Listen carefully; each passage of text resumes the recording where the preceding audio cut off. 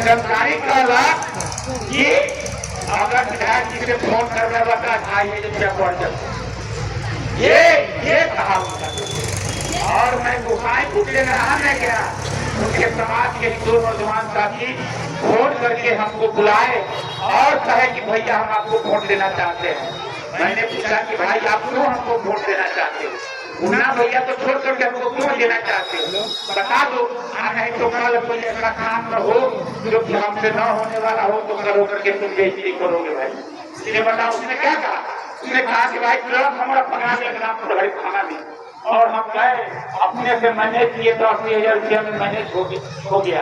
आज सोचे कि विधायक जिसे फर्जी करवा देते हैं यही 10-20,000 रुपया कम हो जाए। लेकिन क्या हुआ? 1,01,000 रुपया लगा है, 21,000 रुपया विधायक जी को चुनाव देना पड़ा। तो विधायक का ये आलम है, खाना ब्लॉक